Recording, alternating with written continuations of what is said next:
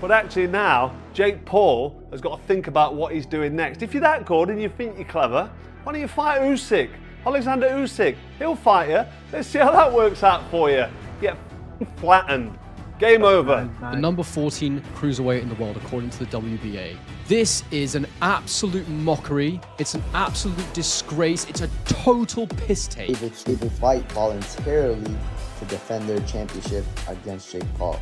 Which, if I'm being honest, that's kind of crazy, bro. Isn't that crazy? Right? You're telling me you fought somebody that's not a natural cruiserweight, right? Boxing pros and fans are outraged by the WBA's shocking decision to rank Jake Paul among the top 15 cruiserweights. Too many, it's a direct insult to real fighters who've spent years grinding in the gym and climbing the ranks the hard way. Jake hasn't faced a single legitimate opponent, just retired legends or no-name fighters who posed no real threat. The WBA's move has sparked serious backlash, with some insiders even calling for a boycott. They argue this kind of celebrity favoritism damages boxing's credibility and sends the wrong message that viral fame matters more than skill, heart, or resume. For fighters risking everything to earn their spot, this isn't just unfair, it's disrespectful. So I've just found out that Jake Paul, the YouTuber, influencer, who has been doing a bit of boxing against people who aren't boxers, aside from Tommy Fury, who is a complete novice boxer, and an old retired champion in Julio Cesar Chavez Jr., who has been through rehab and all kinds of stuff, been out the ring for quite a while, an OAP Mike Tyson, who physically is in a terrible place, and two now inactive cruiserweights called Andre August and Ryan Borland, who I have absolutely no idea who they are. I've just found out that that's what qualifies you as the number 14 cruiserweight in the world, according to the WBA. This is an absolute mockery. It's an absolute disgrace. It's a total piss take. I've been in the middle of making another video about Hamza Shiraz and Edgar Berlanga, and I've had to just stop what I'm doing and make a reaction to this. And I'm just gonna go in raw here because I'm absolutely furious. I'm absolutely furious. Like, this is the sort of shit that we have to deal with as boxing fans. Everybody in this sport, and I call it a sport because that's exactly what it is, tries to treat it like it's just a business, like it's just a way of lining their back pockets. You cannot tell me in any world that Jake Paul has done enough to be ranked as the number 14 cruiserweight in the entire world. And I want to be really clear from the off, this isn't actually an attack on Jake Paul's boxing ability, because that's not what this is about. It's about what have you done to show me you're the 14th best cruiserweight in the world. Because for all I know, you might put him in there and you might do really bloody well. But that's not the point. You have to earn that position. How can you have earned that position? By fighting a bunch of influencers, athletes from other sports, and having lost to one of the only active boxers that you've actually faced, in Tommy Fury, who very much is a part-time boxer at this point in his life. And then your most recent and highest profile win being against a guy who didn't throw a bloody punch for the first half of the fight. Boxing fans are furious after Happy Punch revealed that Jake Paul is now officially ranked number 14 in the world by the WBA and is eligible to challenge Zordo Ramirez for the cruiserweight title. Critics are calling it a joke. Jake hasn't faced a single serious opponent, just retired names and unknowns who offered no real test. The WBA's decision has shocked the boxing world, leaving real contenders stunned. Fighters who've spent years clawing their way up the rankings through brutal wars and relentless training now find themselves in a bizarre spot. They might have to risk everything by stepping into the ring with a YouTuber who skipped the line. Many see this as a direct insult to the sport, with the WBA rewarding clout over skill, hype over heart. For purists, it's not just frustrating, it's a clear sign that boxing's ranking system is being hijacked by celebrity influence. The integrity of the division has been put on the ropes. Second now win a world title. Jake Paul, after beating Julio Cesar Chavez Jr., has now been moved to number 14 in the WBA official rankings, meaning he can be a voluntary defence for Zurdo Gilberto Ramirez's world title. But this is now where we need to beg the question of what is wrong with these rankings, because there is no world where Jake Paul is the 14th best cruiserweight. What do we do? What's boxing got to do to save this? Is it go to a one belt division like the UFC have, or is it just for the divisions that we've got and the belts that we've got to actually just sort themselves out? Make sure you subscribe for the updates, we'll keep it coming, but this is mental. The backlash grew even louder as insiders began accusing the WBA of putting profit over principle. Jake Paul's ranking doesn't reflect skill or merit, it reflects dollar signs. Too many, it's clear the WBA is chasing pay-per-view money, not honoring the sport. By giving Jake a top 15 spot, they've risked their own credibility and alienated seasoned fighters who earned their positions the hard way through blood, sweat, and real battles. The cruiserweight division now feels tainted, with business deals taking priority over fair competition.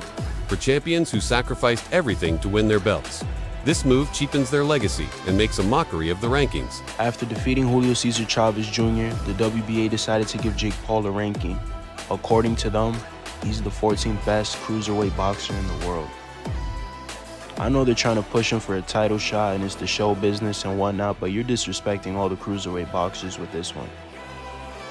And to even be ranked, aren't you supposed to actually defeat someone who's ranked? Julio Cesar Chavez Jr. hasn't been ranked in years. Thanks to the WBA's decision, Jake Paul's win over Julio Cesar Chavez Jr. has now carried more weight than many expected. What was once dismissed as a sideshow has turned into a serious and highly strategically up the boxing ladder. That victory opened major doors, putting Jake in a position where title holders can't just ignore him anymore. He's managed to silence critics, flip the narrative, and force the boxing world to take him seriously. But not everyone's buying the hype. Many argue this rise came far too easily, especially considering the questionable level of competition he's faced to them. Jake hasn't earned his stripes. He's just navigated the system in a way that favors fame over fight. So now that Jake Paul won his fight against Julio Cesar Chavez Jr., he's apparently ranked top 15 cruiserweights in the world. And apparently, I guess now, world champions are able to fight voluntarily to defend their championship against Jake Paul.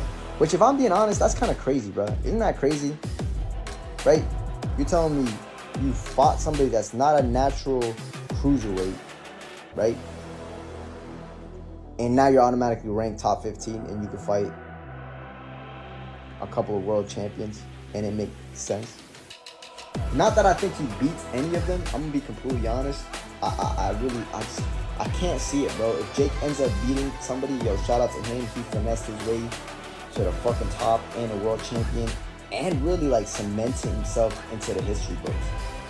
But the way that he boxes, he's just very sluggish. He's kind of slow.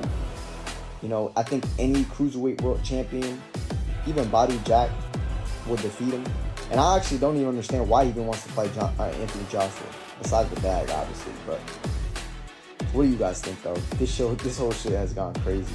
Critics of Jake Paul's rise argued that his win over Julio Cesar Chavez Jr. was anything but impressive. Julio, once a respected name in the sport, looked completely lifeless in the ring, offering almost zero resistance. For most of the fight, he stood flat-footed, barely throwing punches, and looked more like a sparring partner than a real opponent. The lack of offense made Jake's job laughably easy, turning what was hyped as a real test into something closer to a staged exhibition. Giving Jake credit for that performance feels empty to fans who expect real wars inside the ropes, not glorified workouts against faded names. He did not throw barely any punches for the first half of the fight. More than half. First 8 rounds, you might say. Yeah, and a little life at the end, but too late when he knew the fight was winding down on time. I say this, that it was hard for me to gauge the performance of Jake Paul. It's essentially a sparring session, and I'm trying to see, is he continuing, is he developing, is he getting better? And off of this fight, it was hard to gauge when you find a puncher bag, but then towards the end of the fight, I thought he was exposed. The stamina started to dip, the defense wasn't tight, there was some technical flaws, you could find them, you could hit him. In the end, he gets a decision, he gets another win, he keeps his show moving on. What'd you make of this fight? What'd you think of Jake Paul and his performance overall? Making no excuses to Jake Paul. Give him credit for what he's done with his career, with his promotion, with his business, with his dream. Give him credit. Give the guy credit. God almighty, he takes risks. Julio Cesar Chavez Jr.'s history of underperforming was no secret. Even at his peak, he often fell short of expectations, leaving fans and analysts frustrated. Combine that with his well-documented personal issues, including stints in rehab, and it's clear he wasn't anywhere near his prime when he stepped into the ring with Jake Paul. Many believe Jake's team knew exactly what they were doing, choosing an opponent with a big name but little left to give. It was a calculated move, designed to fast-track Jake into the rankings without real risk. This kind of matchmaking has only added fuel to the fire, with critics accusing Jake of gaming the system and turning boxing into a carefully controlled ladder, not a real proving ground. As Jr., one guy performed, one guy did what he was supposed to do, brought the fight in, and one guy just didn't. And if I'm talking about Jake Paul and a former world champion, you'd think that what I'm about to say favors the former world champion. And then you realize I'm talking about Chavez Jr., and then you say, no, well, okay, we have to flip those because Chavez Jr. is known for disappointing on the biggest stage, and that's what happened again here. I cannot tell you how disappointed I am in watching Chavez Jr. over the first 1, 2, 3, 4, 5 rounds, throw a total of 36 punches. I didn't say land. That's not what I said. I said throw. Chavez Jr. threw 36 punches over 5 rounds. And out of the 36 he threw, he landed 8. 8 punches through 5 rounds. 15 through 6. 20 through 7. He landed 20 punches through 7 rounds. Rayo Valenzuela's praise for Jake Paul gave Jake a rare dose of validation from within the boxing world. As an active fighter who knows what it takes to succeed, Rayo's acknowledgement suggested that Jake's improvement is at least being noticed by real professionals. Still, not everyone is convinced. Many fans argue that one win over an unmotivated Chavez Jr. doesn't justify a top 15 ranking. They question whether Rayo's comments were a genuine endorsement or just respectful sportsmanship. In a sport where respect is earned through wars, not headlines, Jake's sudden leap up the ladder still feels like a shortcut to many. I missed you. Just I want to get your reaction to the fight. Oh, great fight. You know, Julio's back after all he's been through. So, you know, I tip my hat off to him. It's not easy, you know, especially through, you know, when life throws at you sometimes. But, you know, it was a good fight. What'd you make of how Jake Paul looked and fought? He doing his thing. Jake Paul's looking good. Shout out to him. Yeah. You think he's ready to like fight like maybe a top 15, top 20? Sure, yeah. So I guess where does Junior go from here in your opinion? It's up to him. He can retire if he want, or he can have another, you know, fight like this. You know, fight a YouTuber or something. Yeah. In terms of you, Rayo, when can we see you back in the ring? I'll be back like in the fall, hopefully. The fall? Yeah. Do you have an opponent in mind? Nothing yet. Nothing set in stone. All right. Hey, just want to get your thoughts. The rematch between Lamont and Roach, how do you see it? I mean, Tank and Roach. That's a good fight. 50-50 fight, like the first fight. I'm going to go, you know, I don't know, whoever. Finally, Canelo and Crawford. Break it down. That's a good fight, man. That's a good fight. It's hard to count Crawford out, man, because he's just a dog. And if anybody's going to do it, it's going to be Crawford or Benavidez, you know. So, you know, Crawford, I don't know. I'll 50-50. All right, Rayo, thank you. Thank you. Jake Paul's ambitions aren't slowing down. If anything, they're getting louder. His public call-out of Canelo Alvarez for a cruiserweight world title fight raised eyebrows across the boxing world. It's a move that shows not just confidence, but a sharp understanding of boxing as a business. Jake seems convinced that even a pound-for-pound great like Canelo might consider it, simply because the payday would be too massive to ignore. While some fans admire Jake's fearlessness, many see it differently, as just another headline grab. To them, this isn't about chasing greatness in the ring. It's about creating viral moments and pay-per-view spectacles, not real legacy-building fights. It's Canelo. I mean, this moment will prove that I'm the face of boxing, the largest attraction. And me versus Canelo at 200 pounds for the cruiserweight championship of the world. It's even bigger than me versus Tyson, and it makes so much sense. Canelo's on his way out. He's going to want a payday, and I want to show the world that all the shit I've been talking about beating Canelo is actually true, and I'll have the biggest upset in the sport of boxing. Show that I have more followers than them, etc. This is going to be the most watched fight of the century, so I'm going to be the new money man. Skepticism isn't just aimed at Jake Paul's opponents, it's aimed at how his fights actually unfold. Many observers believe these matchups are carefully orchestrated to guarantee Jake's victory, with opponents seemingly more focused on collecting a paycheck than actually winning. This growing perception continues to damage Jake's legitimacy as a real contender and leaves fans questioning whether any of it is authentic. When a boxer's rise feels manufactured, driven by spectacle instead of skill, it doesn't just hurt his reputation. It chips away at the credibility of boxing's entire ranking and recognition system. As you are watching this video, Jake Paul and Julio Cesar Chavez are currently right now in the 7th round of their fight. But when you go to Google and Google the fight, it gives an accurate breakdown of all their past fights. And then it comes to the current fight, and it says that Julio Cesar Chavez Jr. loses a unanimous decision to Jake Paul in 2025. The fight has not even played out yet. Yet they're saying that this is the end results as they are fighting right now, currently as it stands. This leans testament to the fact that people state that Jake Paul has his fights fixed. What's your thoughts on this? This is nasty work. Unbelievable. This is Google. Google it yourself. Peace. Jake Paul's ability to generate massive paydays has turned him into a magnet for fighters chasing quick cash. For many boxers, regardless of rank, skill, or legutia, fight with Jake isn't about competition, it's about cashing in.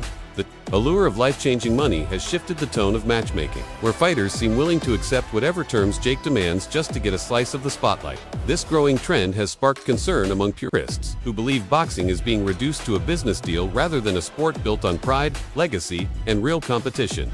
When fame outweighs merit and money replaces hunger, the soul of boxing gets pushed to the sidelines. I just saw KSI saying that he's gonna fight Jake Paul in 6 months. What the fuck is this? Another celebrity bullshit scam? Nah, none of that fucking bullshit. Jake Paul, I will fight you. I'm a fucking nobody. I'm no washed up legend, no fucking celebrity. I'm nothing, I'm nobody. But I will fight you. Give me 6 months. I will be the one to step in that ring with you. And I'll fight you for real. All smoke, all heart, all grit. That's what it really takes. That's what boxing fans fucking deserve. Yo, everybody, if you're watching this, add Jake Paul, tag him, do whatever it takes. Let's make this happen. It won't be KSI, another fucking celebrity, another fucking bullshit, fucking wasted boxing scam. It will be me, someone with no background, no experience, no nothing. I come from nothing, and I'll fight him. I'll give everybody the fight they deserve. We wanted to see Iron Mike knock him down on his ass. You know what? I'm here to finish the job. Let's make this fucking happen.